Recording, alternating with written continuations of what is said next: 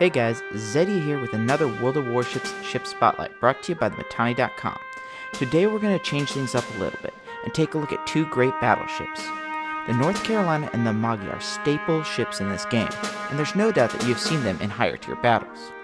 We're going to break them down, compare them, and educate you so that you can make the best decision as far as which ship you'd like to go for first.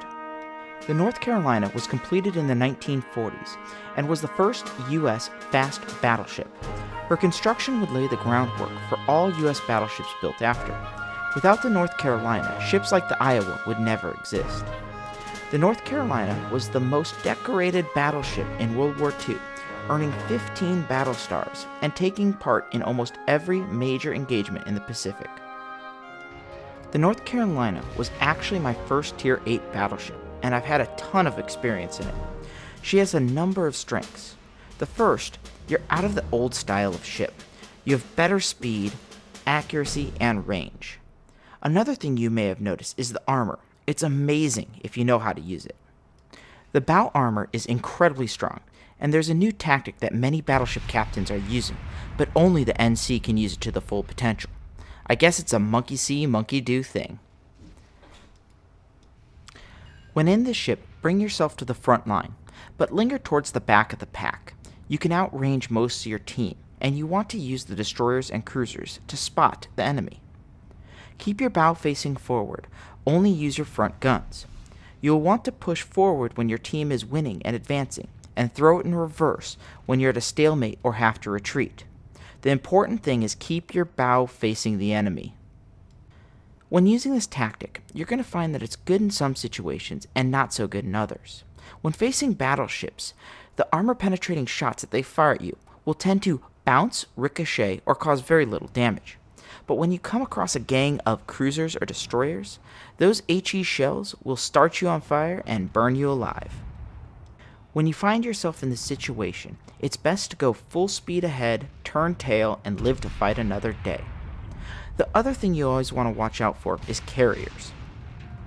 They are still quite deadly at this tier, so you will eat a torpedo here and there. But the good thing about the North Carolina is that it has amazing AA. I would say that it has the AA of a cruiser. In fact, I even switched out my scout plane to a fighter plane. I found myself shooting down multiple airplanes in plenty of battles. Carriers are stupid if they go after you in this ship. Now that we've taken a look at the North Carolina, let's talk about the Amagi. The Amagi was planned as a battle cruiser, but was never completed due to the Washington Naval Treaty. The hull of the Amagi and her sister ship, the Amagi, were actually in the process of aircraft carrier conversion when an earthquake struck and rendered the Amagi's hull as useless and bound for the scrapyard. The Amagi had a different feel and layout than its counterpart, the North Carolina, and it will be a shock for many of the captains when moving up from the Nagato. The first thing I noticed was how short the range is. It's so short that it almost made me not want to play the ship, but I decided to use some free XP and upgrade it. Even fully upgraded, the ship only reaches 20 kilometers, and it's far from the North Carolina that, unupgraded, reaches almost 24 kilometers. It's safe to say that you may want to keep that scout plane instead of using the fighter. It can come in handy, especially if your target is just out of range. Now that we know that the ship has poor range, how do we play it? You're gonna need to get in close, in fact, closer than most battleships. Use your superior speed of 30 knots to get in there with the cruisers. Once you have closed the range, turn your ship and point your stern towards the enemy with a slight angle so that you can bring all of your guns to bear. You will find that most of the guns are located on the stern, and it can be quite effective at shooting targets when using the run and gun tactic that is most commonly used on the Königsberg and the Nuremberg. When firing, it feels like you're throwing a handful of marbles at the target. Your shots go everywhere, and only a few actually connect. Yes, this can be annoying, but most IJN captains have become accustomed to this. Just look at the Fuso. When shots do hit, they can be devastating to your enemy. Although ships like the North Carolina have great frontal armor, if you get a hold of his side, you're sure to citadel him. Remember, be nimble, keep on the move, and you should have a blast. Alright guys, now that we've gone over both ships, we're going to have to make a tough decision. Go with the Amagi first, or go with the North Carolina? I think initially, the North Carolina is more rewarding, especially because you are in a far, far, far better ship than anything in the American tree up until this point. On the other hand, the Japanese tech tree is a lot more fun to climb as you are reaching the Amagi.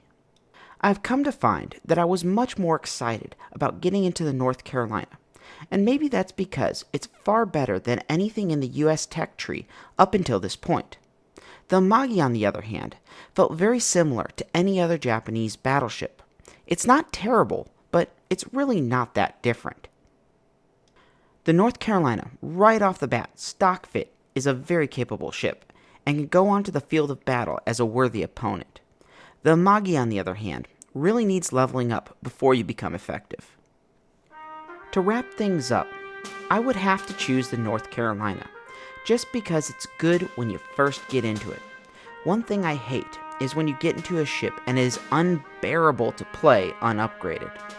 Regardless of what tree you pick, both ships are good. I've had a lot of fun in them, and I even had my best game ever in the Amagi. A quick tip: when you get to this level of battleships, you'll have to use flags. It's a must. Even with premiums, it becomes very difficult to make credits in this tier ship. Well guys, that wraps up this edition of Ship Spotlight. I hope you liked this different look at two great battleships. Please let me know how you liked it. Leave a like, subs never hurt, and as always, for the latest in gaming, news, articles, and entertainment, don't forget to visit TheMittani.com. Thanks again, enjoy the grind, and have a great day.